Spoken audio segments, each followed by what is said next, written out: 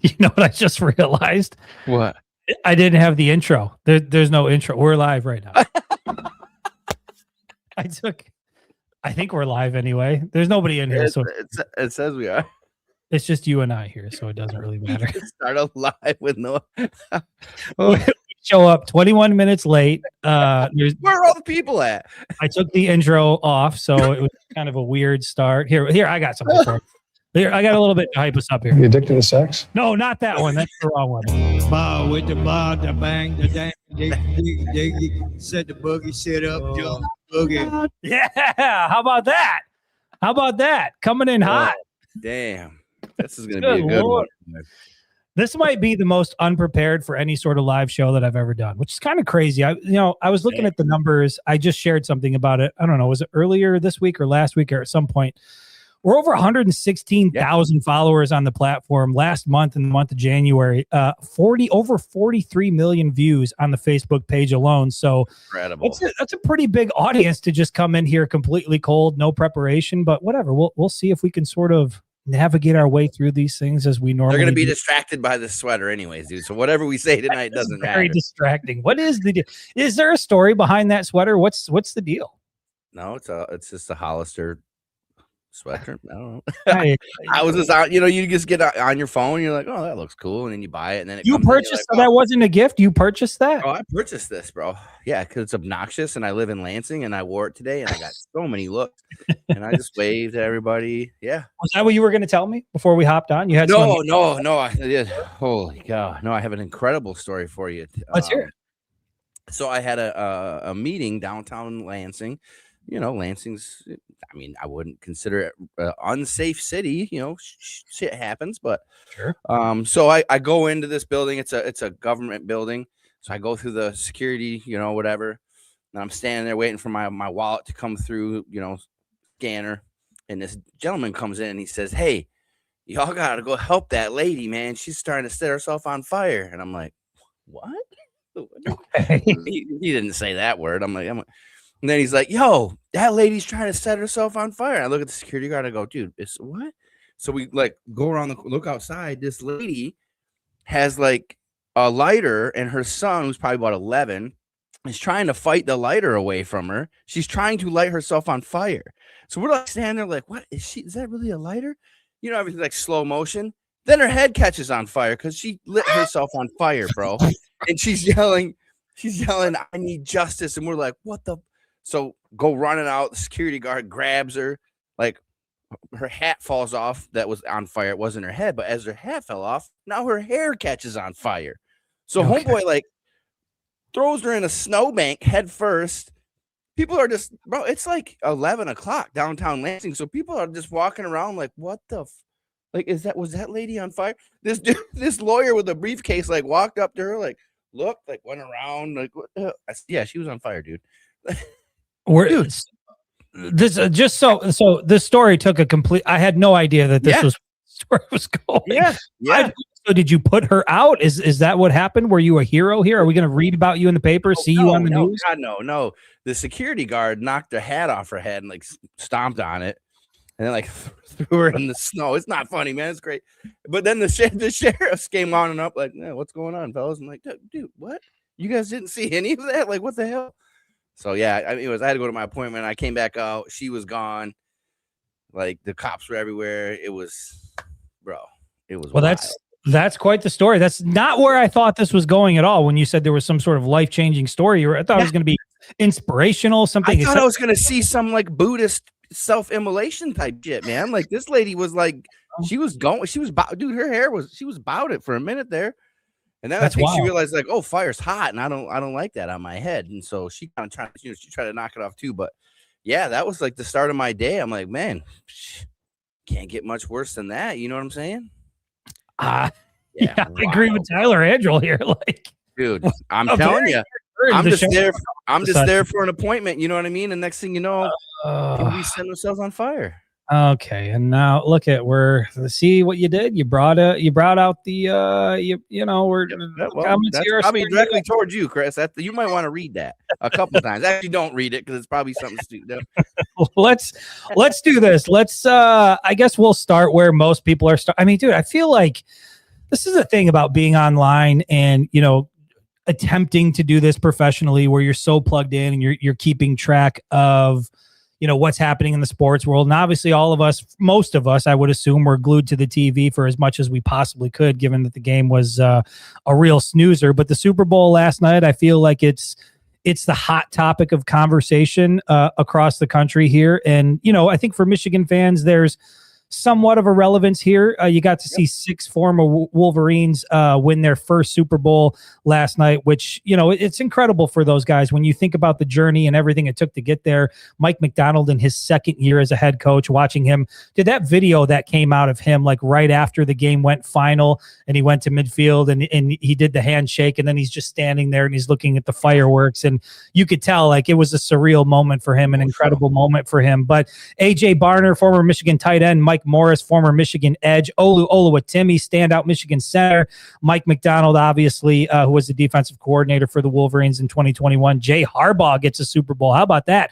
Another Harbaugh getting their Super Bowl trophy before Jim, and then linebackers coach, former linebackers coach at Michigan, Chris Partridge, also part of that staff there. So that was cool to watch. I mean, when you sat back and you were watching the Super Bowl, Jared, were you feeling yourself as a Michigan fan pulling for the Seattle Seahawks because there was quite a few Wolverines on the roster there? Yeah, 100%, right? And so I think I texted you right before Barner scored his touchdown. I think I sent you a message and said, hey, like Barner's having a hell of a game, and he scores a touchdown. He's been solid all year. So, just a talented dude. I think he had like 54 catches. Obviously, I wanted McDonald to win, Mike, to win. Mike Morris is on the team too. He was always a cool dude. I know you guys did a lot of stuff with Mike and NIL. It's so weird. I did a one-off NIL thing with Mike Morris. It was Mike Morris and Mike Sainristil, and we were at a shoe store. It was like a shoe and clothing store, and sort of did this shopping experience where they opened the store up and let these guys go in and pick out stuff. And, it seems like that wasn't all that long ago, right? Like 2021, 2022. And now here these guys are multimillionaires in the NFL, Super Bowl winning. It's crazy how quickly things can change. But yeah, man, that was cool to see for a collection of Wolverines, and a lot of those guys are relatively new to their, either new to the team or new to that job that they have. And so it wasn't like a story where they had been in the league for years and years and years grinding. Like, this came pretty quick. But as far as the game itself, I mean, there were a lot of Michigan fans. They were looking at, the way Seattle performed. Mike McDonald obviously calling the defensive plays for the Seattle Seahawks. And there were a lot of folks that were pointing to that, saying, like, for anybody that was confused about why all of a sudden things changed for Michigan in 2021, well, hopefully you watched that Super Bowl and maybe you got a good look at the Seahawks throughout the season. I mean, defensively, now it wasn't like the Seahawks did anything like incredibly complicated or impressive. It was just man on man. It was, we're gonna beat you. We're gonna out physical. They're blitzing. They were blitzing, right? Send a corner blitz, but I mean, nothing too exotic, right? Everything they've done all year. Yeah, they've done it all year.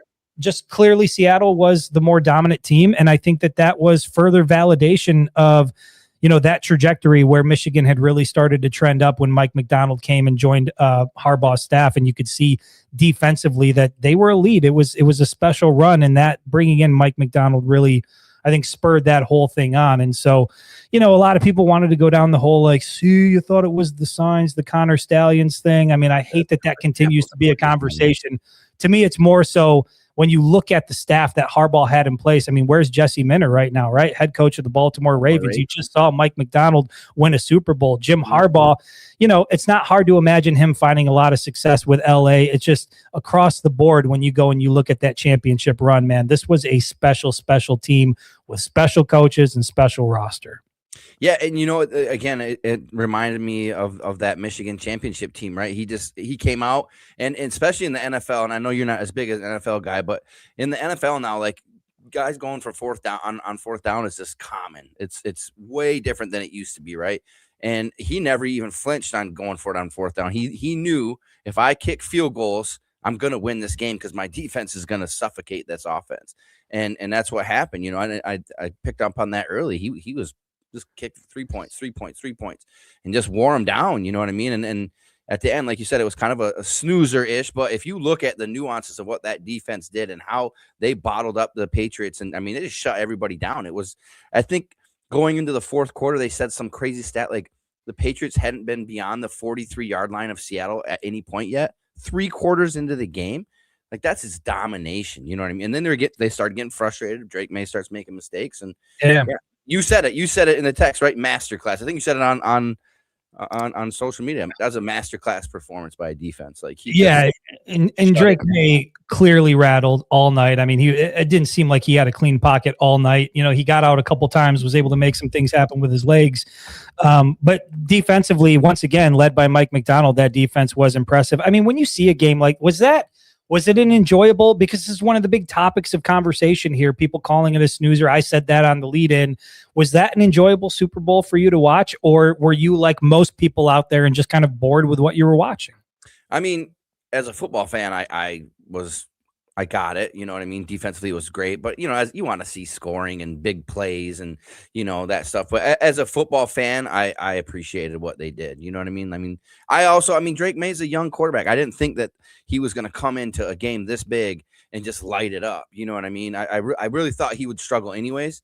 But then that defense just, I mean, it was impressive. They came prepared and ready to go. Yeah, it was, you know, it was the game itself. I mean, things started to pick up, obviously in the fourth quarter. Mm-hmm. And then, you know, AJ Barner, again, former Wolverine tight end, getting the first touchdown of the Super Bowl, which was pretty cool. And then that sort of opened some things up. It got a little bit interesting in the fourth quarter.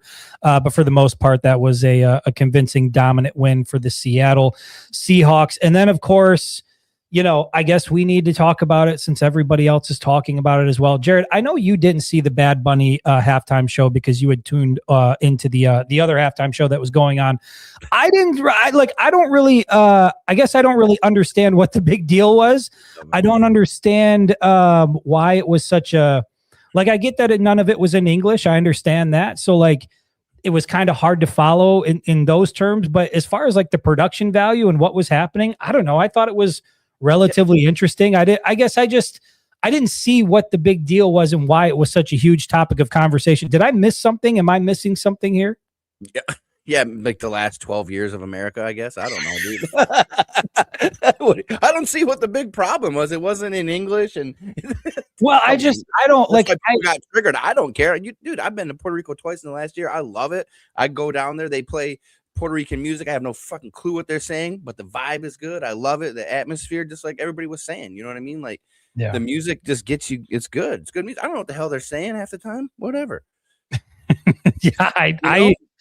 be honest, I had never even heard of the guy really, and I didn't realize it. Like, he had been in, I think he was he in Happy Gilmore? And I think he does some stuff with like the WWE or something like that. So like, I was completely unaware of this guy until it became a big thing. So obviously I wanted to tune in and watch it and see what all the brought some stars out.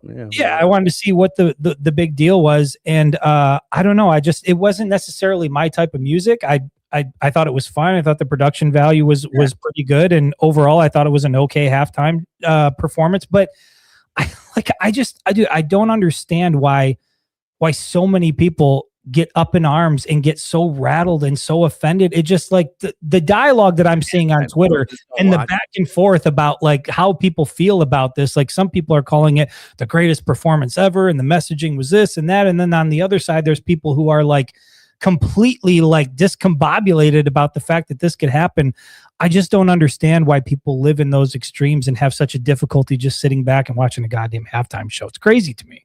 Well, it's also basic civics class, right? Like, some people just clearly slept through that in ninth grade, that Puerto Rico, you know, people from Puerto Rico are American citizens. So there's that, but you know, whatever. That's neither here nor there, dude. Just pay attention to my sweater right now. Okay. Everybody focus on the sweater. That's probably the most American thing we've got going on the podcast right now. That sweater is fully American. That is red, white, and blue all the way through. Yeah, I don't know, man. I just really don't think there's much to say about it. Like, again, like scrolling through social media, the whole Bad Bunny halftime Super Bowl thing, like, is such a big topic of conversation. And I just don't understand the mindset that gets you to a place where you're so rattled or offended by something like that, that you view it as like un-American or something that you struggle to like come to terms with, or you're raging out because none of it was in English. Like, who gives a shit? It's halftime of a football game. Does it really need to be like the topic of conversation on a national level? It's crazy to me. You know, honestly, the most interesting thing that I took from it was right before the halftime, the sideline reporter came on and she was talking about how the halftime is like 2.5 to 3 times longer than a regular halftime, right? Because they got the whole production, they got to get the stage out, all that shit. And she talked about how the teams actually do like a dry run of the halftime because it's so long. So they actually have to plan things out, unlike us on the podcast. They plan shit out and how they're going to get through that extra time of being in the locker room, which I was like, that's, I never even thought about that, man. Those dudes are chilling in there for, 45 minutes. Like, you go from playing peak football to just nothing for like 45 minutes. You got to come back out. Like, I never even considered that, but so it makes sense that they would walk, you got to actually go through it. So that was kind of interesting to me. That was interesting. I never considered that. Oh man, I don't know if it's like the topic of the conversation or what. We got some weird comments coming in here. I just try to remove it. We got some good ones here. We've got John Newcomb Thompson from the Facebook page saying shout out to all the Wolverines in the Super Bowl, particularly former inside linebacker Hugh Janus. I don't particularly remember him, but I'll take your word for it, John. It sounds, name alone sounds like he was a phenomenal player. But yeah, shout out to the former Wolverines who landed their first Super Bowl trophy. Yeah, Hugh Janus. Yeah. Scott from the YouTube page. Everyone calm down. I showed up. I posted how I thought the halftime show was so boring. And I was getting told I needed to learn Spanish and how wrong I am. Yeah, that's like, I don't know, man. It's such a weird thing. I just think we're at that may be where we're at generally, I think, as a country, is that everybody really needs to have a big opinion on something, find something to be upset about, find something to be pissed off about. I don't know. I don't really get it. But again, like, I'm on social media. I'm trying to find some Michigan news that we can talk about. And for God's sakes, the whole thing is about Bad Bunny and like who's an American and who's not and this and that. And I'm like, what are we doing? Everybody has lost them. Log off, go touch some grass, go spend some time with your family and relax. If you're that offended by a Super Bowl halftime show where you can't understand the words, then you're too invested in what's happening around you. I mean, just unplug and take some time away. That's the best advice I could give you. Scott Patton from the YouTube page says, Chris, what is your favorite commercial? Now, this is an interesting one because I'm down on the couch. I'm watching the Super Bowl with my son. It is a bit of a snooze fest, and I'm about to be 42 this month, and so I'm dozing in and out here. It's getting a little bit late. I didn't catch every commercial, but there was one that caught my eye, Jared. One that I found incredibly relatable. Any ideas you want to take a stab at which one it was? Is it the damn Clydesdale with the eagle coming off? Oh no! I don't even know that I saw that one. I heard about it. What is that one? What was that one? Because I heard a little bit about it. It was Budweiser. So the horse had this like little bird that it rescued, and then at the end, it was like running with the bird on its back, but it would turn out to be a bald eagle. Super cheesy, bro. Like, yeah. No, that wasn't it. For me, the one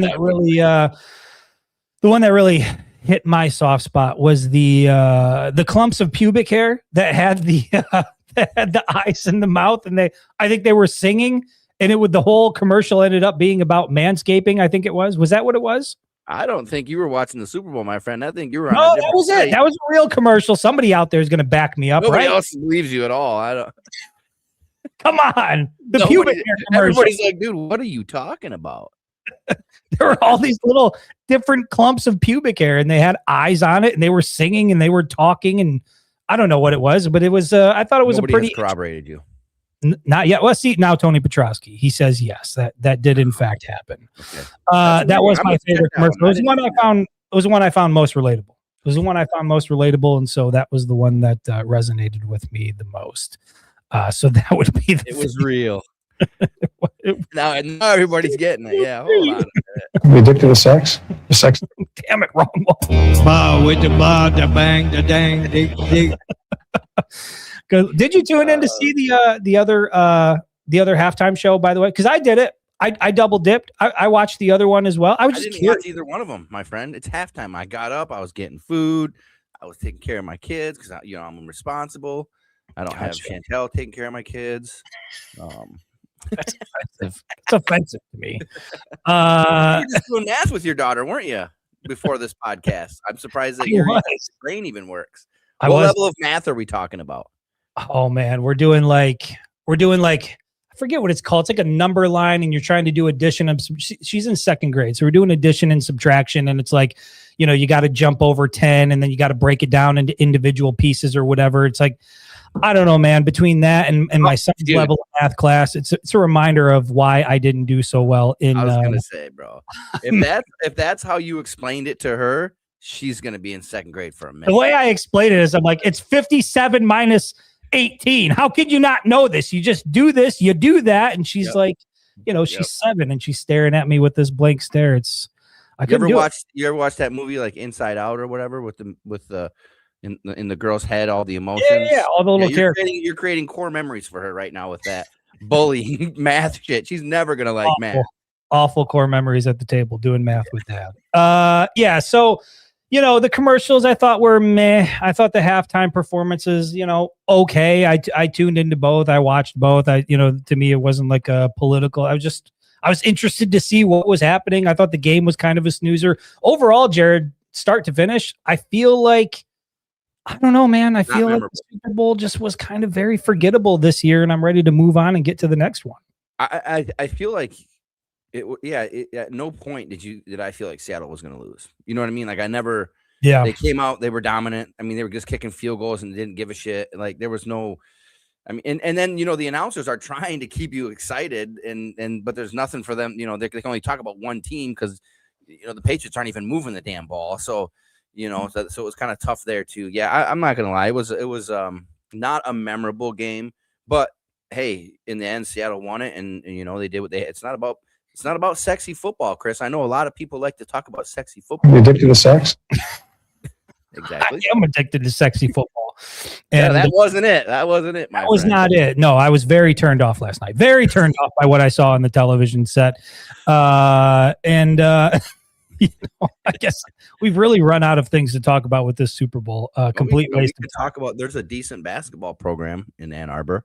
There is a decent basketball program in Ann Arbor, and that might be a good place to actually transition to that conversation because the Super Bowl might have been a snoozer. And I guess maybe if you're a Buckeye fan, the game against the Michigan Wolverines over the weekend was a bit of a snoozer. But, Michigan once again continues to roll, continues to play dominant basketball. I feel like everybody, when it comes to this basketball team, like, yes, it's fun to watch, and you're trying to stay plugged in to make sure you can keep up with what's happening.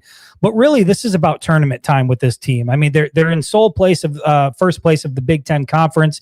They certainly look like they are the class of the conference for sure.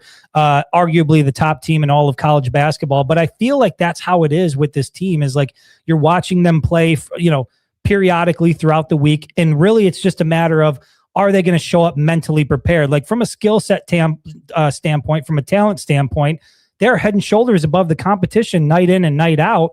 So it's really, for me, Jared, anyway, it's about how far can they go in the tournament. That's where I find myself at with this team right now. Like the regular season wins are great. They're impressive. They obviously blew out Ohio State, which is nice. They're coming off of big wins, over Nebraska and over Michigan State. I think Penn State was tucked in there as well, but they look impressive. Yep. But at the end of the day, to me, this is about how far can this team go in the tournament. And what you're seeing so far, and I've said this before, you've got to feel really confident about the way this team is built and structured in terms of their chances to go real deep in the tournament, possibly take it all. Yeah, I mean, you got 5 guys scoring 10 points or more. The 5th guy is Trey McKinney. So he's your 6th man, but he's scoring double digits. Namari Burnett's right behind it, like 9. I mean, they really, truly run 8, 9 deep. And you probably have, like you and I have talked about, they have 5 or 6 guys who could legitimately be the man for any game. So, that's lethal. Like we've talked about before, if you go into the tournament and you got 2 or 3 guys, I mean, there's a chance they could all have a bad night. Michigan's got 5 or 6.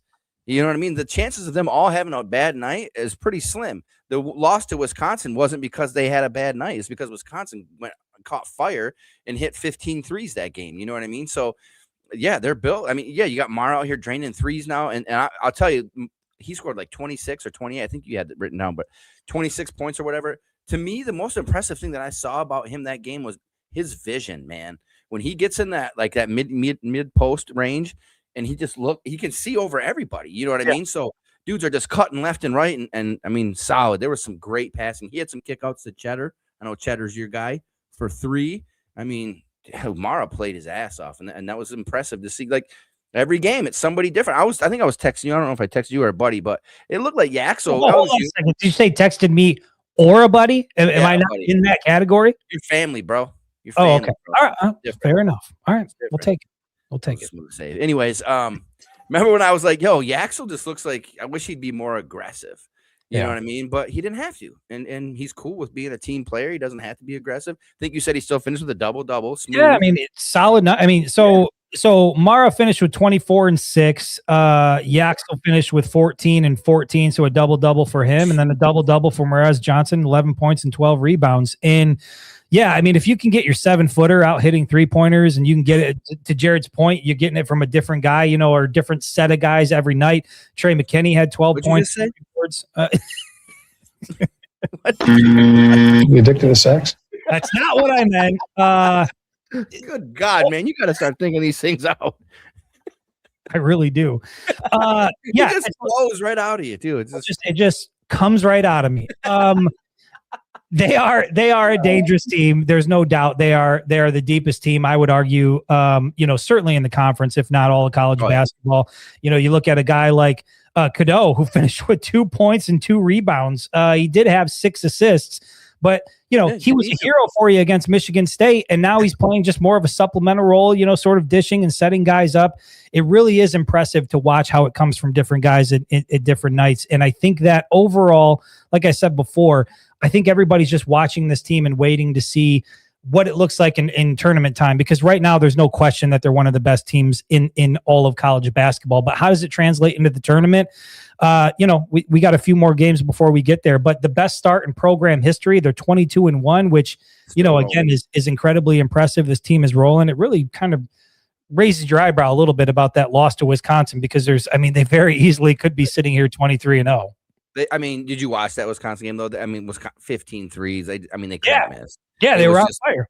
Yeah, you run into a crazy thing, though. That's what it's going to take to beat this team. I mean, you really, if you're not playing your A game, if you're not completely on, if you're not on your A game, like, you're probably going to walk out with an L, and that's just how this is. And I think Michigan can even afford to not play their best basketball, but they can still keep themselves in a game. And then, late in the second half, they can rally to take the lead. And so it's a fun team to watch, but quite honestly, man, I'm interested in it, but I think because they're so good, I don't have as much interest now as I'm going to have in tournament time when it really starts to matter, because I just expect them to go in and put an ass whooping on. That's where I'm at.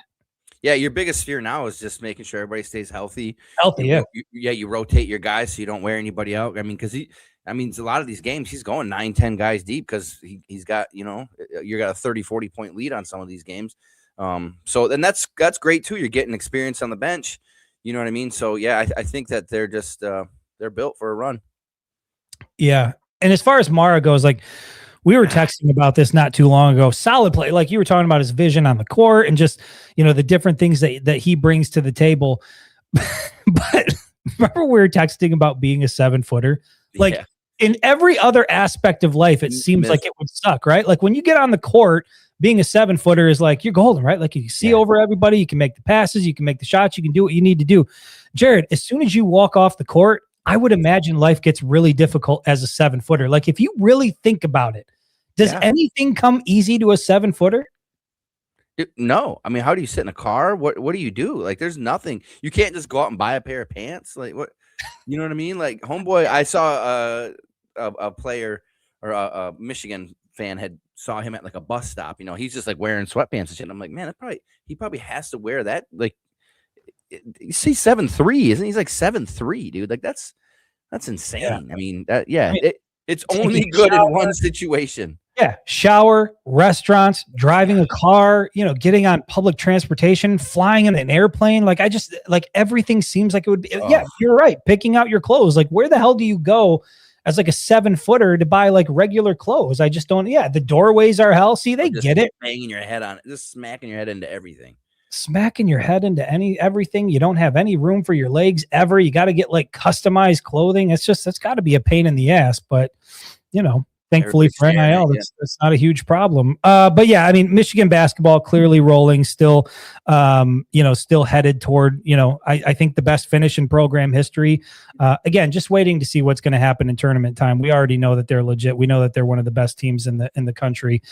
So the clock is ticking, and that moment is going to be here before we know it, man. Everything is just flying by right now. MSU took down Illinois for us. MSU took down Illinois. That's correct. So again, Michigan is in. I didn't want to pull that up quite yet. Michigan is in first place in the Big Ten Conference. What do you think about that Michigan State thing? Did you happen to watch that game against Illinois? Did you keep your eyes on Jeremy Fears, and did you have any sort of opinion on that?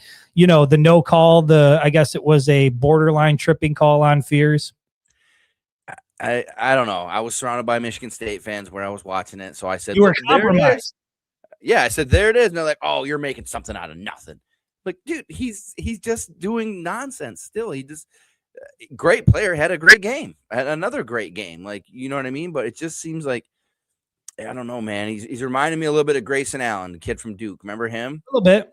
Dirty, dude.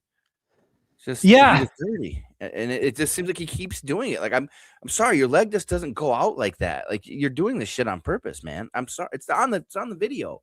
But yeah, it's one of those things where it's like, to his credit, he's too clever for it to just be an accident, right? Like, it's the way he sticks his foot out just a little bit more than like you would think somebody normally would. Exactly. Like, and again, if these things happen in a vacuum, if it happens just one time and it's an isolated thing, then yeah, you could say, oh, sure, it's an accident. Like, I don't think he meant to do it. But when you see these things popping up game after game, and sure, he's under a microscope. Everybody's watching everything he does, but he knows he's underneath a microscope. And I think where he really screwed himself was after that Michigan game. It became a big topic of conversation. All he needed to do was go play Minnesota and play him clean. And he proceeded to put out the dirtiest highlight tape he probably put out all year long. And so when you put together two back-to-back games like that, certainly the narrative isn't going to go away. I did see there was a Michigan State beat writer who had put out just an amazing piece of spin after the win over Illinois, crediting Tom Izzo for the way he handled the Jeremy Fears thing, but making it into be like it was something to the effect of Tom Izzo didn't fall for Dusty May's bait. Like, he wouldn't let him bait him into something. And I'm just like, look, man, I get it. Everybody's tribalistic. Everybody wants to root for their own team. And even if you're covering your team, like, it's kind of hard to hide your fandom these days. But like, the idea that Dusty May was trying to bait anybody into anything, to me, is just so completely ridiculous. Dusty May went to a Monday press conference, was asked a question from somebody in the media, and he answered the question honestly. And it wasn't like he gave an answer that was completely unexpected. The reason the question was asked was because everybody knew what happened. They just wanted to get Dusty May's take on it. So he gave an honest answer, and that was it. That was the end of it. So trying to turn Dusty May into like some sort of villain or somebody who was baiting Tom Izzo into something, or that Dusty May was trying to like, destroy Jeremy Fears' name. Like, it's all so ridiculous to me. Again, if you're not out kicking people in the nuts, then there's not really anything to talk about on a Monday press conference. And all he said was it's on the tape. Like, basically, go look at it yourself, make your own decision, right? Like, Dusty didn't say anything really concrete one way or the other. He said it's on the tape. Go look at it. And when you look at it, it looks bad. I mean, it looks bad. What do you want to say? And then, like you said, he follows it up with Minnesota, follows it up with Illinois. Like, now you got 3 games in a row where this dude's doing nonsense, and you got Spartan fans who are like, oh, there's nothing there. Dude, it's on the tape. It is on the tape, and there's at least a question. And again, I will say one thing I picked up from that game, beyond all the nonsense, is that Wagler kid from Illinois, that freshman. He's smooth. He's the second coming of Chris Breiler. I can tell you that. You think so? Kid is smooth. Yeah, he's real smooth. I think he dropped 47 the other night in a game, but like he did that move a couple times, but he was like up in the air though, so his feet were off the ground and he dunked it. It was pretty cool. But career high 21 points for this guy. Okay, 21 points for this things guy. we should keep to ourselves. I don't know if that's the flex you think it is, my friend. I feel like it's a flex. When somebody came on here and was praising me for a 10-inch vertical. I mean, look, if I can get 10 inches off the ground, that's pretty damn impressive for where I'm at. What grade were you in when you scored 21? You saying high school? That was your high in high school? Yeah, that was probably, I don't know. That might have been 10th or 11th grade. And then I fell off my senior year. Screwed up my ankle. It was bad situation. Yeah, you got enough quick, about man. me, Jared. Enough about me. Enough about my playing days. Anything else you want to say about the Michigan? My wife wants me. No. I mean, again, I'm just super impressed with Dusty May's just his stoicism, right? Like he just nothing bothers him, and the team looks the same. They're definitely a reflection, and I almost say like the chaos and chaoticness of Tom Izzo, like MSU is a reflection of that right now. You know what I mean? Just the way they're playing, and then Michigan is just like. It just seems like they just know they're going to win, and they're just out there being smooth. Like I didn't even realize you said Yaxel had 14 and 14. If I watched that game all over again, I would have thought he had probably 6 and 5. It was just in the flow of the game. Everything is in the flow of the game for this team. And like you said, Cadeau, basically a non-factor. But you know what he didn't do? I don't think he turned the ball over. He controlled the game. You know what I mean? He didn't make a lot of mistakes. 6 assists. Didn't have to score. Didn't have to. McKinney came out, hitting a couple more threes again. Shatter comes out, hits some three. If they just repeat the same thing over and over, and nobody can stop it. It's just it's impressive. I'm excited for the Duke game. Right, they got Duke coming up. Yep. That'll be a big one. Although Duke just lost to North Carolina, so we'll see. And Duke's young, right? Duke's really young. I mean, that's the thing. Michigan's old, right? They're older. They got experience, and these young kids, us old guys, man. These whippersnappers don't stand a chance. Listen, we'll box you out. We're good at the fundamentals. Nomari's like 24 years old. Yeah, you know what I mean. Yaxel's like 23. Like, I think another cool thing about it is you talk about like the age of the team and how much talent is on this team, but it is so low ego, right? Like there's not a lot of me guys. I mean, there's not really any me guys. You talk about Yaxel as a perfect example. You look at Cadeau's numbers. I mean, he did have 6 assists, but there's no guys that feel like every night they got to get theirs, right? It truly does feel like it's a team. It's a collective effort. And as long as they're getting the W, as long as they're putting up points and they're playing good defense, I don't think they genuinely care where it's coming from as long as they're getting the job done. And I just think it's probably really hard to accomplish that in today's era of college athletics in general, college basketball, where you have NIL as such a big part of it. And you got guys that are bringing in, $2, $3, $4 million on a single year deal. It's probably hard to keep ego in check unless you've got the right culture, the right head coach. Yeah. And I think Dusty May has that. And when you talk about Dusty May being a guy who's like cool, calm, collective, and then you contrast that with what you see with Tom Izzo, I mean, those two teams, those head coaches are like just perfect examples of like yin and yang, complete opposite. And I think that's why it's so fun to watch the two teams play. And then they'll close it out in the regular season. What is it? March 8th, I think, is when they close it out, if I'm not mistaken. And that one will take place at Chrysler Center. So looking forward to that one. Looking forward to see what Michigan does the rest of the way. But again, the Wolverines 22-1. They are off to the best start in program history. They are number 1 in the Big Ten Conference. And it looks like, at least right now, they are one of the top favorites to win it all in the NCAA tournament. Yep. Let's do this. Let's transition to football a little bit, because I did discuss this and it was interesting to hear what people had to say. This might just be a product of fans being fans and doing what they normally do. But I was curious, based on the schedule, what fans thought, the ceiling was for the team, what the floor was for the team, and then what they thought was actually going to happen. And there are a lot of people in this fan base, at least people that interacted with me, that think Michigan, it's a given that this team's headed for 10 wins in 2026. 10 wins to me feels real strong when you look at what the schedule looks like. I'm going to pull it up again. I know we pulled the schedule up before and people don't let it up there too long. People get mad. Well, CJ's not here tonight, so we can't do this topic though if we don't have it up here. So I'm curious, Jared, let's do this again. Let's take one more look at the schedule as it's laid out. And then I want to ask you what you think the floor is, what the ceiling is, and what your prediction is. So week 1, Michigan, matter of fact, the first 4 games are going to take place in Ann Arbor. You start the season off with Western Michigan. I believe that was the game that was going to be played overseas. They scrapped that. That one's going to come back to Ann Arbor, played in the Big House, as it should be. Week 2, they're going to welcome Oklahoma to the Big House. We saw how that played out when the Wolverines went to Norman last year. Not a pretty sight. And then you've got UTEP and Iowa to finish out the 4-game homestand before you go on the road and take on Minnesota October 3rd. Then you head into the bye week. And now coming out of the bye week, you've got Penn State at home, Indiana at home. You go on the road to play Rutgers. Then you come back home for Michigan State. You hit the road for Oregon. You come back home for UCLA. And then you finish the season week 13, November 28th in Columbus against the Buckeyes. So, Jared, when you look at that schedule, let's start here.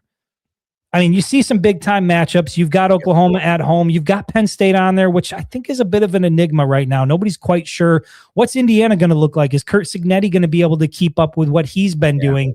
You know, Michigan State, we've seen strange things happen there. They're welcoming a new coach in Pat Fitzgerald. You know, is he able to change the culture and get more out of the guys? Are they able to play above what the talent is there in East Lansing? You've got a road trip at Oregon. You've got the one against Ohio State.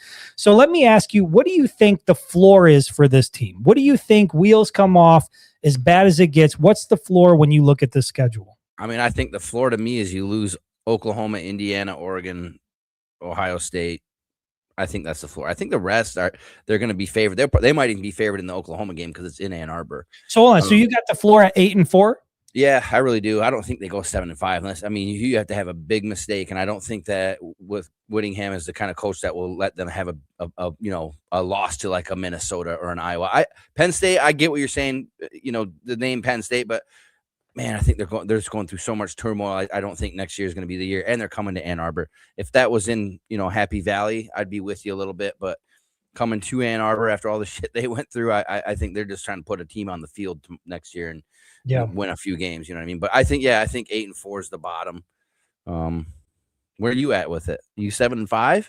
I think the floor is 7-5. And again, what you got? You got Penn State in there? Yeah. Well, so it's so here's the guaranteed, or not the guaranteed. In the worst case scenario, here's where the losses come from. I think you lose week 2 to Oklahoma. Yep. I think you lose to Indiana at home. I think you lose to Oregon. And I think you lose to Ohio State. So that gives you 4 losses right there. Yep. Wouldn't be surprised to see that happen. So you're already at 8-4.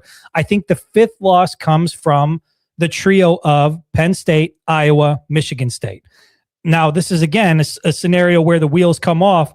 I could see Iowa, Penn State, Michigan State. If things go sideways and Michigan isn't performing the way they're expected to perform, and they're already a 4-loss team, I could see a loss coming from Iowa, Penn State, or Michigan State. So to me, the absolute floor for this team is 7-5. I don't think that's going to happen. But again, if things went sideways and the wheels came off, I wouldn't be surprised to see 7-5. I would be okay with that. I'd be kind of with you if they weren't all home games. You know what I mean? Fair point. And those other teams haven't made big moves in the offseason. They didn't sign big classes. They didn't sign big classes last year. Penn State lost a lot of people. They didn't really replenish it in the transfer portal. Iowa's just Iowa, right? Who knows if they're gonna score 10 points a game next year or not? But yeah, I guess I could see it. 7-5 if the wheels fall off. Yeah. Worst case scenario. I don't think it gets worse than that. You're not losing to Western Michigan. 7-5 is bad though, boy. It's bad, but you're not losing to Utah. At Minnesota, could that be a tricky one on the road? October 3rd, I guess. We'll see what time that game is. Sometimes that can be a little bit tricky. At Rutgers, I don't see that being a problem at all. UCLA, I don't see being a problem at all. But, there's some games in here where with a loaded schedule, if you get caught looking ahead or you're not on your A game, where you could find yourself in a dogfight. I mean, how many times do we see that year after year? Penn State playing above where they should play. Iowa all of a sudden has somebody on the ropes. You don't really see it too much from Michigan State because they're dog shit year in and year out. But this could be the year that things change. Unbiased opinion. With a regime change, you're never quite sure what you're going to get. But they just lost too much talent, man. That's what I'm saying.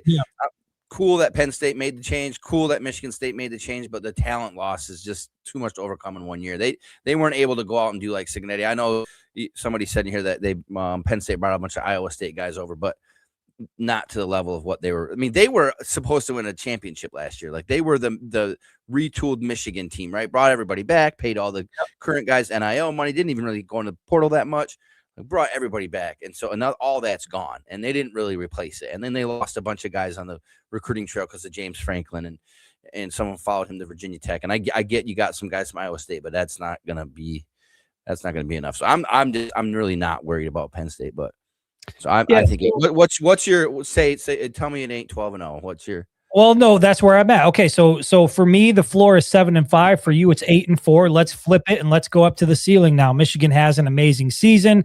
Everything's clicking. Bryce Underwood takes a step forward that we think he can. This offense looks good.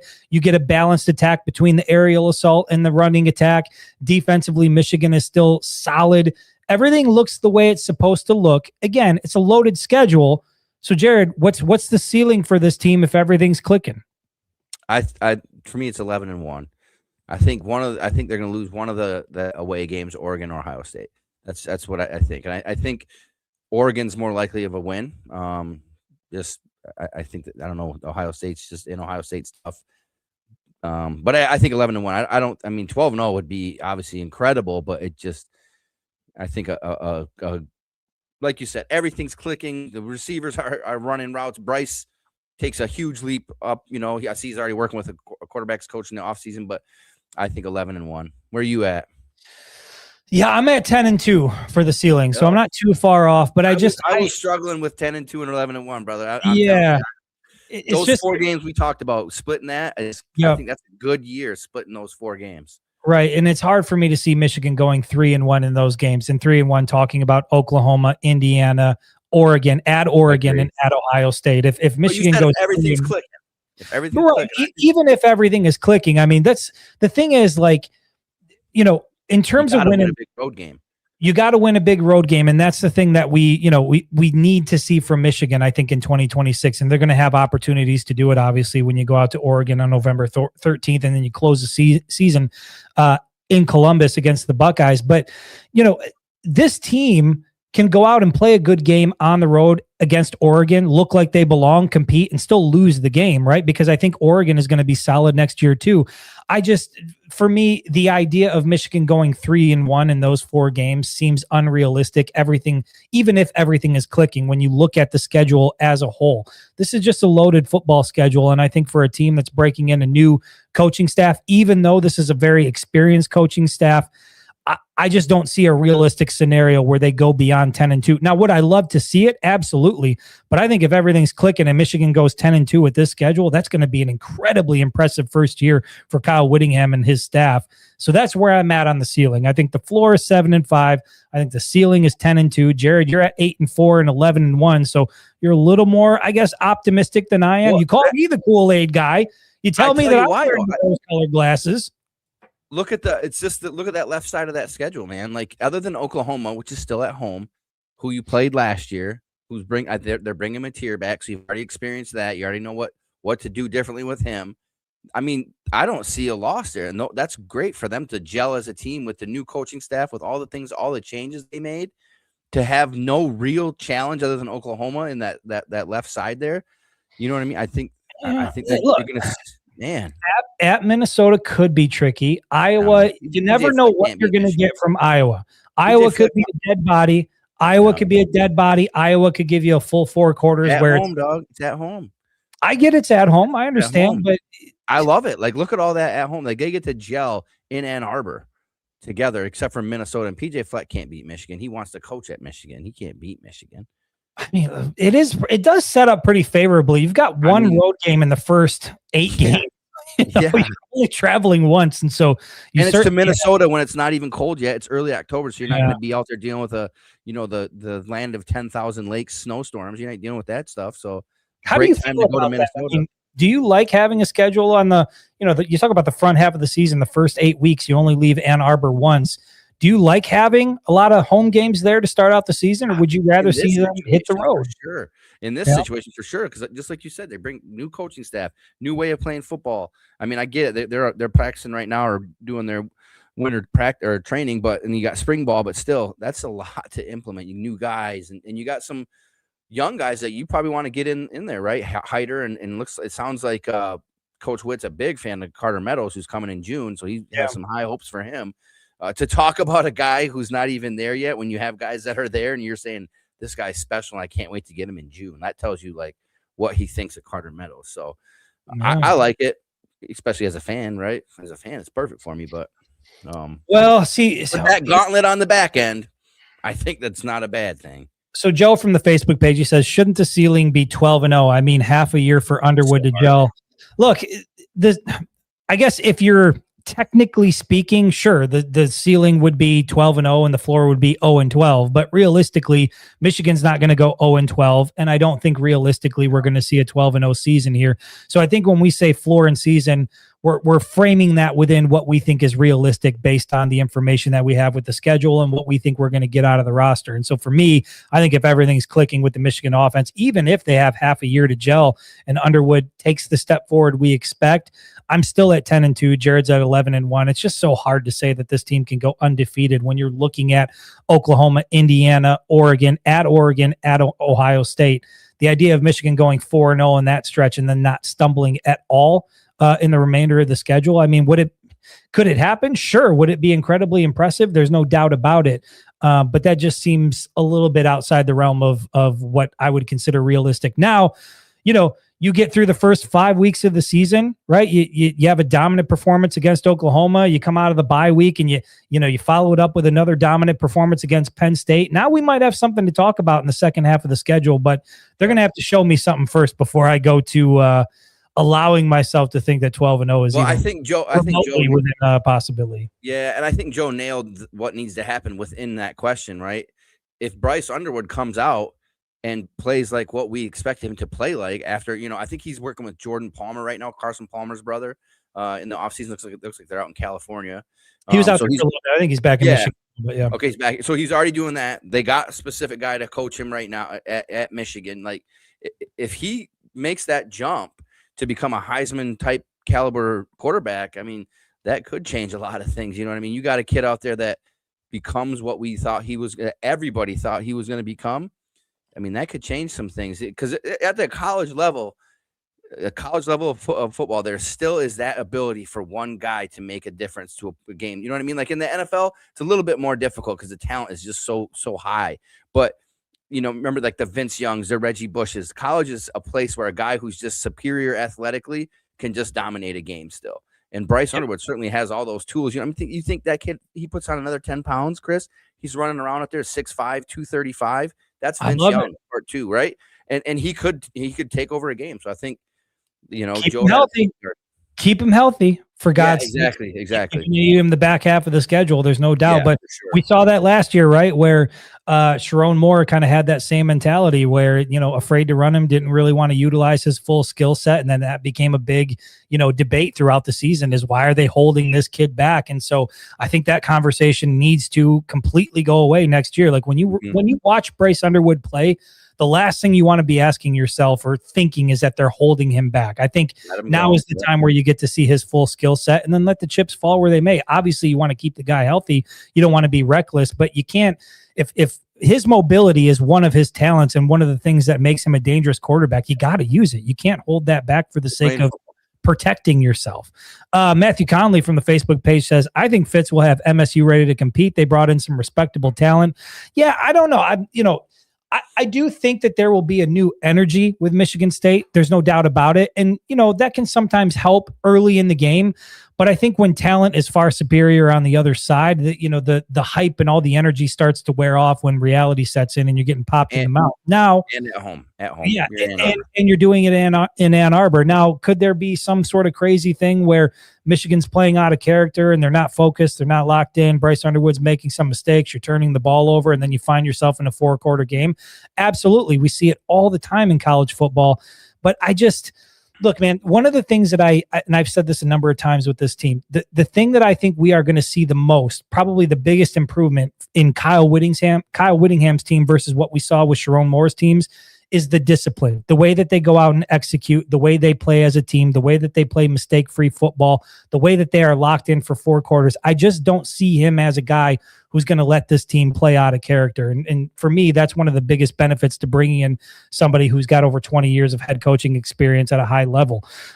So yeah, Michigan State might have a little more buzz than normal. Certainly there wasn't a lot of buzz with Jonathan Smith. I can tell you that. I think Fitz will have them amped up, but I think it'll probably wear off pretty quick. But we'll see what Michigan State has as the the schedule gets underway. So Jared, we have done floor. I'm at 7-5. You're at 8-4. Ceiling, I'm at 10-2. You're at 11-1. Give me how you think it's actually going to play out Now, again, we're coming at this from a standpoint of we haven't seen this team play a down of football yet, but we can make some projections based on who they have coming back and how we think this is going to play out. What is your prediction for the 2026 season based on the schedule? 10-2. Yep, I think they go 50-50 in those games. Unfortunately, I still think that they lose both those road games, which 10-2 with wins over Oklahoma and Indiana, depending on how Indiana does next year, right? We don't know. Like you said, they're retooling completely.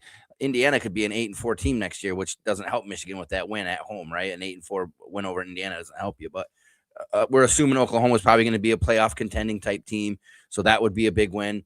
I just don't see them going in and beating Oregon or Ohio State at on the road. I don't. So, I think they'll go 10-2, and I think that it'll be a discussion whether they make the college football playoff because they'll have 2 losses out of their last 3, and I think that's going to be the struggle. I think I think you still got to put Michigan in with this schedule. It depends on the losses too, right? Like if they're not, and I know there's no good loss. There is a good loss. You go to Oregon and you lose 41-7 versus 34-31. You go to Ohio State, you lose 27-24 versus 50-20. There are good and bad losses, and when you get humans in that room to make those decisions, they're going to look at those good and bad losses. So they got to go 10-2 and have good games at Oregon and Ohio State. I think.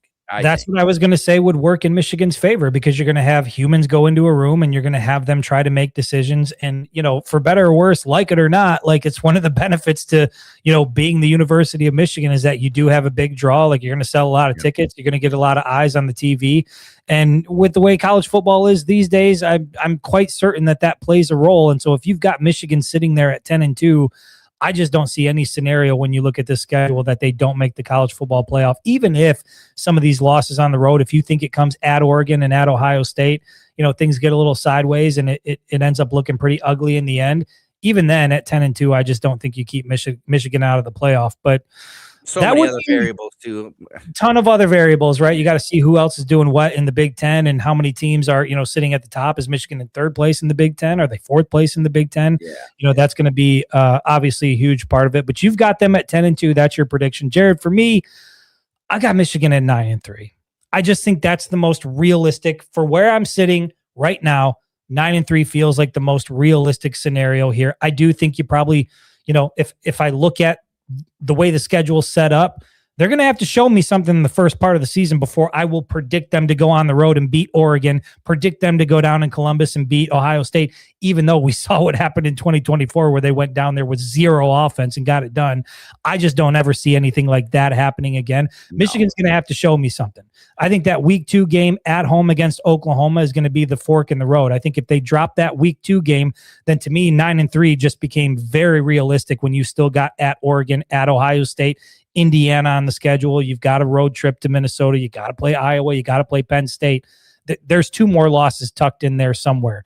So that week 2 game, a lot like 2024 was pivotal with Texas week 2, right? Like we were looking at that game. Michigan's coming off of national championship. Jim Harbaugh's gone. Sharon Moore's in. We were going to find out what we needed to know about Michigan week 2, and then Texas came into the big house and beat the shit out of Michigan, planted the flag on the block M at the 50-yard line, and the season ended up going the way it did, right? Michigan stumbled to 7-5, got that win over Alabama in the bowl game to save it to move to 8-5, but that was a difficult year. And so much like 2024, I think that this week 2 matchup against Oklahoma is going to really determine how this ends up looking. So I've got it at 9-3. Jared, you've got them at 10-2. I guess, the difference between 9-3 and 10-2, Jared, is that the difference between a successful season and a failure of a season in your eyes? No, I think either one is going to be kind of what you expected. Like you want them sniffing at the door of a playoff. If they get in the playoff, that's awesome to me. Again, I'm still on that 3rd year with Bryce. That's the one that's got to be. Like when they go into that 3rd year with Bryce and all those guys, like they got to be the odds-on favorite for the national championship. They got to be in a position to go, 11-1, 12-0. And I also want to point out something that you have the silver tongue of a politician, because I heard what you said there too. You said I'm at 9-3 unless they can show me something so that I can predict them to beat Oregon or Ohio State. So well, yeah. I mean, we're yourself a freebie later on to be like, well, hold on a change to 10-2 now. hold on a second. We're sitting here in February. We're sitting here in February. Okay. We haven't seen them play a football game yet. So as of now, without seeing this team play at all, yeah, I reserve the right to adjust that. I mean, let Michigan get to the bye week. Let them get through the first 5 weeks of the season before I can really make a determination on how I think this is going to all play out. I mean, if they beat the shit out of Oklahoma in Ann Arbor and they go on a run and they enter the bye at 5-0, then yeah, I have the right to reserve. If Bryce Underwood is slinging it all over the field and Andrew Marsh is looking like an All-American again and JJ Buchanan is snagging the ball and you've got change your prediction. Your prediction is your prediction. Sure, I can. Tattoo it on your arm. It's in the Geneva Convention. You are not allowed to change predictions after games are played. We had a war over this, I think. Good Lord. Look at this. Can you imagine being this type of person? Imagine being this type of person. Like, what is your life like to be this type of person? Pretty awesome. It's a Monday evening. It's a Monday evening.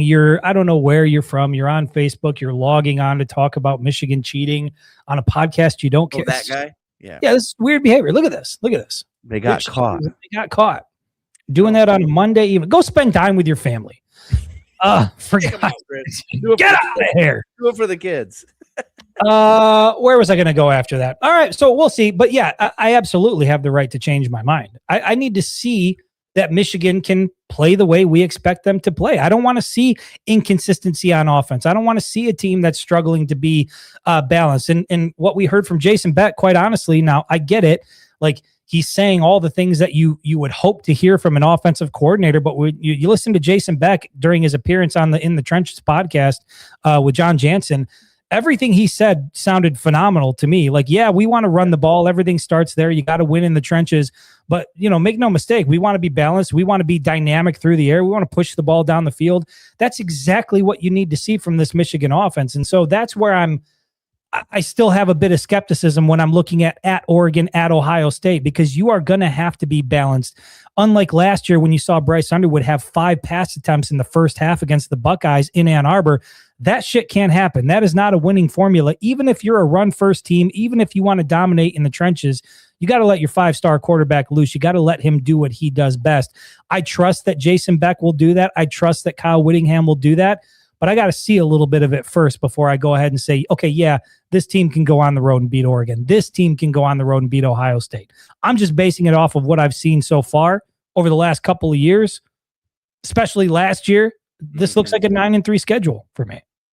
All right. Well, I'm just saying you're reserving the right to change your mind, which whatever. That's right. A cop out, Chris. I've ruled in favor of myself. All right, let's do this. Let's go to the last thing here before we get off, as we are at 1 hour and 2 minutes here.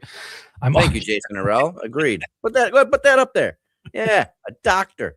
You know this guy though. He's a friend. Correct. He's a family member. Correct. Yes, he's a first sergeant in the United States Army, an honorable young man. So everything he says is the truth. Then his testimony is invalid and is thrown out of the court. You're the worst judge ever. You can't. Remove the schedule. I was waiting for Tony. Tony hates the schedule. Leave it up. Let's here, Tony always hits the schedule. Schedule gone. Jared's at 10-2. I'm at 9-3. Tony's done with the schedule. We're not too far off. Look, you might see them go out and beat the shit out of Oklahoma, and you might start thinking 12-0, and I'll let you alter that. Never. No. We'll see. Here's the last thing I want to do, Jared. I was thinking about this today, and this is kind of in line with what we were just talking about with the football program in terms of things that we want to see next year. But I am curious, if you could pick 3 things that you need to see from this team next year in order to deem the season a success. It could be playoffs. It could be beat Ohio State. It could be something statistically. It could be a style of play. If there were a few things that you would say, like, if I see that at a minimum, I'll consider the season a success, what would those things be? So my number one thing is just a marked improvement for Bryce Underwood's development, right? Like, that's number one to me. Like, I gotta see where, because there's so many ramifications. There's what happens next year. There's what happens in year 3. There's what happens in quarterback recruiting. Every quarterback 5-star is looking over at Michigan because Michigan's recruiting them, and they're saying, well, let's see what you do with Bryce. Every parent of a 5-star is saying, you got a generational talent. Let's see what you do with him. And so that's gonna impact the path of the program moving down the line for recruiting. So to me, that's number one. Bryce has to have improvement. Yeah, well, just so that we're clear, that was my number one as well. I've got noticeable growth in production from Bryce Underwood. So to me, that's top priority. I'm in lockstep with you that when he goes out and plays football, we have to see a noticeable jump from year 1 to year 2. And I think that was the biggest thing, Jared. You and I spent a lot of time talking about this, that from week 1 to that Texas game and the bowl game, it looked like Bryce Underwood was still a true freshman trying to figure it out. And then I know we figured out, he didn't have a quarterbacks coach and there wasn't, the type of development, or a head coach for, a good chunk of it. But so the lack of growth, it started to make sense. I think that heading into year 2, and this is when you typically see a young quarterback, especially a true freshman who started for an entire season, this is typically when you see them take a big step forward. I know that Jason Beck, the offensive coordinator, said he expects Underwood to take a big step forward. So to me, that is one thing that's non-negotiable in order for me to deem this season a success. Is I've got to see Bryce Underwood come out and look the part, look what we all thought he was going to become, right? This 100%. Live up to the 5-star billing, live up to the number 1 rating. Like, I want to see some of that out of him. I want to sit back and be wowed game by game. Yep. Yeah. 100%. And I think so that my next part ties into that, right? And it's the trenches. I think Michigan needs to get back to controlling the line of scrimmage on both sides of the ball. And I think that's going to help Bryce. I think that offensive line is going to take a big step forward.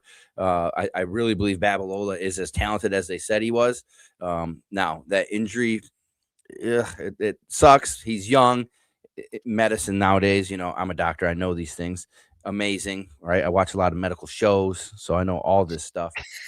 It's just amazing what they can do. A lot of Grey's Anatomy. A lot of Grey's Anatomy. We can talk about that later. You addicted to sex?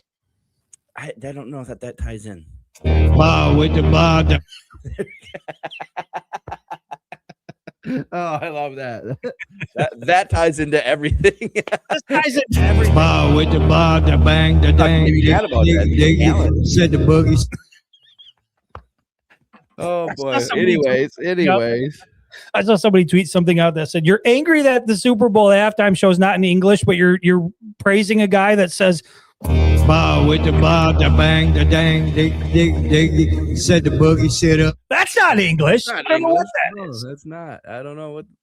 Anyways, no, so before you threw me off, but yeah, I think that to me it's both sides of the ball in the trenches. Let's get back to Michigan football, control that line. What's your second one? It's almost like you stole my notes here because I said no fall off defensively, especially on the defensive front. And we saw that Michigan lost some guys. You're losing Rayshon Benny. Obviously, you're losing Derek Moore on the edge. You're losing Jay Sean Barham. Hell, you lost all of your linebackers. Cole Sullivan's gone. Jimmy Rolder's gone. Ernest Hausman is gone. And, even with the struggles under Sharon Moore, we saw that Michigan was able to maintain still being one of the top defensive units in the country. That's something to me that's also non-negotiable. I want to see, a change offensively. I want to see a return to balance. I want to see them lean on and utilize Bryce Underwood and his skill set. To me, that's number 1. But number 2, most importantly, I got to see what Michigan has defensively, and I need to see a defensive front that hasn't fallen off or taken a step back. And when you look at what they did in the transfer portal, there's some question marks, right? You didn't really get a big fish at linebacker. You brought in one edge rusher who's coming off of an injury from Utah right now. So there's a bit of elite, but also coming off of a pretty significant injury, and we're not really sure what he's going to be. And so there's a question mark there. I just think when you look at how this roster was built and how it was constructed, the question mark for me is on the defensive line and on that second unit with the linebackers and that edge rusher. I just need to see a defense that doesn't take a step back. If Michigan can stay as consistent defensively as they have been going all the way back to that 2021 season when Mike McDonald came back in, and if we're being honest, they've been pretty good defensively for a while before that. I get 2016 and the whole Dr. Blitz thing left a bad taste in everybody's mouth, but defensively they've been solid for a long time, and I just need to see that continue under Kyle Whittingham, and I'm sure it will. Yep, I agree with that. That's solid. All right, so you tell me what your third one is, so I don't steal it from you this time. Well, third for me, Jared, is simple. It's college football playoff. If that doesn't happen, at the end of it, I mean, you can talk about the growth of Bryce Underwood. You can talk about needing to see something from the defense. You can go by this line item by line item. If this team doesn't make the college football playoff in 2026, I will not view the season as a success. There's no other circumstance that I could look at and say, oh, well, at least that happened and I feel good about that. No, it's time for Michigan to get back in the college football playoff. And now if Kyle Whittingham was coming in as a first-year head coach, a young guy trying to figure things out, maybe there's a little bit more of a honeymoon period there, kind of like you gave with Sharon Moore, where you're trying to give him the benefit of the doubt and let him figure shit out. That's not why you bring in a guy like Kyle Whittingham. This guy's been coaching for 30 years. He was at the same place for 30 years, head coach there for over 20 years. You bring in a guy like that to win now. I mean, he's 66. He'll be 67. There's not a 10-year plan here with Kyle Whittingham. This is win now, get shit done now. I need to see Michigan in the college football playoff. You froze up on me. I think Facebook kicked us off. Oh, there you go. I was wondering if we're getting kicked off. Yeah. So you think 9-3, but then you also think a college football playoff. Well, my expectation is the playoff. I think Michigan will finish at 9-3. So you set an expectation that you. I don't think they will meet my expectation. Ooh, that's kind of savage. Listen, I'm damned if I do, damned if I don't. If I'm too positive, if I think they're going to do too well, I get shit for that. If I think that, maybe they're going to come up a little bit short of where I think they should, I get shit for that. I cannot win. With the ball, the bang, the dang. Get that evil out.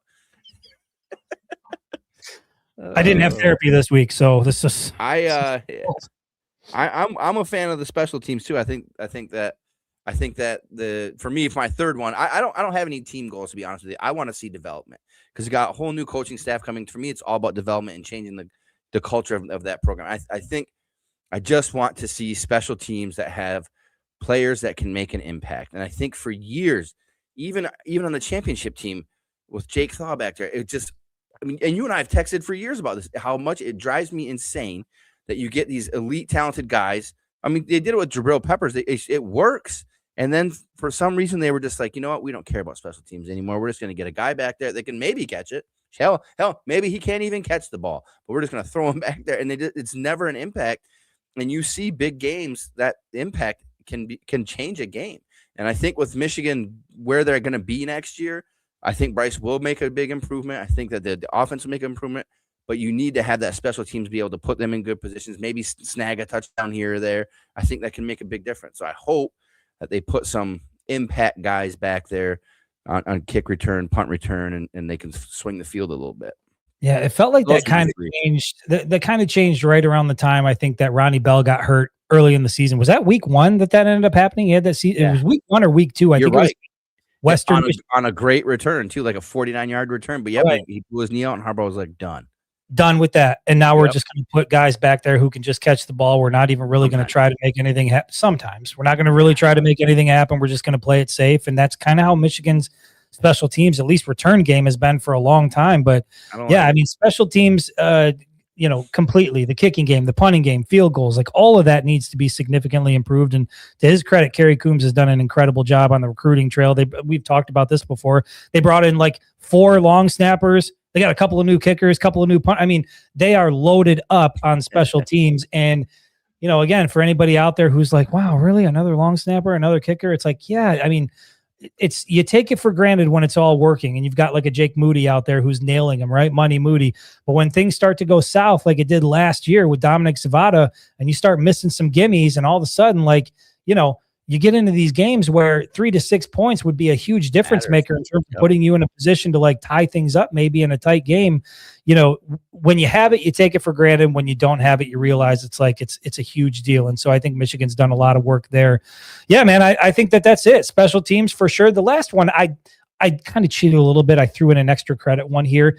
It was in-game adjustments. I want to see this team. I know that it seemed like Sharon Moore had a philosophy, and damn it, come hell or high water, he was going to stick to the philosophy, even in the game, even if it wasn't dictating, hey, maybe we got to switch things up. Maybe we got to try to approach this a little bit differently. It felt like Michigan was just, nope, we're smash mouth football. This is how we're going to do things, and we're going to win or lose based on the way that we want to play football. I hate that shit. I want to see a coaching staff and a football team that can make meaningful in-game adjustments so that when you come out of the half, if things aren't going the way you want it to go, I hope it doesn't take a half, but when you come out of halftime, you switch things up and you're playing now a style of football that's going to allow you to get back in the game or even win the football game. It just seems like we weren't really getting that under Sharon Moore. And I think that, now we have a little more insight into why maybe some of that stuff was. It just, especially after that Ohio State game, right? There was reporting off the field. Players were walking off the field and said, we didn't do anything that we practiced all week. Like the game just shrunk down and it became, we're just going to hammer it away. We're going to run it away. We're not going to let Bryce Underwood do much.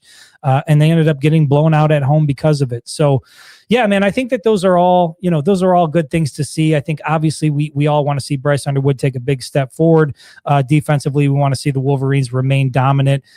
Jared's special teams, that's going to be an important factor, making meaningful in-game adjustments. And then hopefully at the end of it all, it comes down to my last one, which is make the college football playoff. Because if you're not making the college football playoff at this point, it's hard to get excited about anything that happens during a season if your team's not in postseason play. That's where we're at with college football now. And I guess during the 4-team era, maybe you could make an excuse for it or find a way to be happy. Not in the 12-team playoff format. If you're Michigan and it's 12 teams, you got to be in the college football playoff. No, I get that. And it's a good trajectory. Even if they sneak into the college football playoff, right? It's a good trajectory for next year going into that third year with Bryce, kind of like JJ did sophomore year going to junior year. Yeah, you really, you're putting all your chips in on that third year. You think that's you, brother. You just look at them on paper, man, and you think my other part is with the portal. Other players are gonna see this team, right? And be like, I'll just hop over here for a year. And they're fucking loaded. Like listen, that's the problem though with projecting, I think, in today's era of college football. You're talking about the players that they're gonna get in via the portal. I'm worried, like, who are they gonna lose to the portal? Who are some of the guys that are gonna leave? You hope you're able to hang on to everybody, but that's just not core guys. You got to keep your core guys, and some dudes are going to leave. Right? Some dudes are going to leave. We had guys leave the year we won the national championship. Like, I think you and I talked about, like, what are you thinking? Like, this team's loaded and you're bouncing right now. Like, where are you going? So, and now I think Michigan has learned already, right? Like, going into that next step again, get ahead, but going into Bryce's third year, they're going to put money on the people that need to stay there, right? They're going to. We'll pay these guys and they'll play this year. Like, it works. Indiana did it. Michigan kept their guys when they ran that national championship. So yeah, player retention of your core guys is absolutely key. And then you hope you can pick up some key pieces, out of the portal. But yeah, man, I think that's the hardest thing for me about projecting and looking forward. Like, really excited about like Carter Meadows, right? Like his future as a Michigan Wolverine and how he's going to develop. But now in this era, I'm like, I don't know. Is he even going to be here next year? I don't know. I just hope we get the most out of him. And usually those top 10 5-star guys, they get paid enough to stay for a little bit. You know what I mean? Like Savion Hyder stayed, right? I mean, his running back coach stayed. Carter stayed. Like, they got paid. They're okay. Justice Haynes did not stay. Yeah, well, let him go. I think they thought they were good with that 3-man room right there. Cusdahl and Marshall and Hyder. I would like to have him come back too, but I tell you, I hate to say this about him because he's a young kid, but I just have a sneaky suspicion that he might just be injury prone. You know what I mean? Like, he just might be injury prone because he just got banged up with us quick, and Alabama just mysteriously didn't play him as much. But when they played in that bowl game against us, he was like almost unstoppable. So maybe they knew something we didn't. He just seems to get banged up, and I don't get it. Could be think all the stuff that Marshall goes through and doesn't, you know what I mean? Misses nothing. Well, he got banged up too. He got banged up a little bit, but like, man, I don't know. Haynes, some of the hits he took that put him out. Just, I don't know. Yeah, I don't want to curse the young man. I hope he goes there and has a great game. I have a picture of him on the wall right here that he signed for me. He's a great kid, but yeah. Go get the bag. Go play back in your home state. Michigan's still loaded in the running back room, and I think overall that's where we end it here. Is like, when you look at that schedule for next year and you look at the roster that's here, and I've said this a number of times, I think one of the things that's most exciting about next year is it feels like it's okay to have expectations again. All last year it was, well, we're not really sure about Sharon Moore, and Bryce Underwood is just a freshman, and look at how young the offensive line is, and talking about like the age of the roster and all of this crap. I just think at this point, the guys have matured. They've got valuable reps under their belt. You've got an experienced coaching staff in the building now. It's okay to expect this team to be in the college football playoff, and that's where I'm at. And the schedule in front of them is loaded for plenty of opportunities for Michigan to prove that they belong on the big stage. So, Jared, look, I don't know how we did it. You know, I sent you a text. I think I gave you a phone call about 10 minutes before we hopped on. I said, holy shit, I forgot we're doing a show. I'm down here doing math. I've got nothing planned. And then somehow we turned it into an hour and 18 minutes. It was kind of a shit show. Not our best work for sure. But look, this is how the off season is going to go, man. We're going to have to talk about pop culture things. We're going to have to talk about what's going on in the news. We're going to talk about what's going on locally here in the beautiful city of Ann Arbor, weather reports, whatever we got to do, Jared, to get ourselves through until Michigan starts spring ball, which honestly is going to pick up in about a month and a half, I think is when they kick off spring ball. So we'll have some stuff to talk about football here in the very near future. Until then, we'll keep watching the men's Michigan basketball team dominate on the hardwood, and that should be a fun ride when we get into women's team too. They had a upset loss. The hockey team is doing their thing. I mean, there's a lot of good stuff going on with Michigan athletics right now, but I'm not going to speak too much outside. I can't come on here and talk about hockey. I don't know shit about it. I can sit back and say like, that was an impressive shot in the goal, and the guy made a great. I don't know. I'm not a hockey guy. Jared, if you can carry a hockey show, I got you, dog. I'm happy to do it. All right. We might. We'll talk about it. We'll talk about it offline. I appreciate anybody who stayed in here for an hour and 20 minutes of this shit. My goodness. Bar with the bar, the bang, the dang, dig, said the boogie shit. Everybody, appreciate you all. Jared and I might be back on Thursday. We'll try to hit it at 6 p.m. for a CJ's mad. Sorry, CJ. I mean, I would advise you to go back in and watch from the beginning, but this might be one that you can skip. I don't even know if I have an outro here, so it might just be a clean break. I appreciate everybody who tuned in. We will see you Thursday at 6 p.m. Hopefully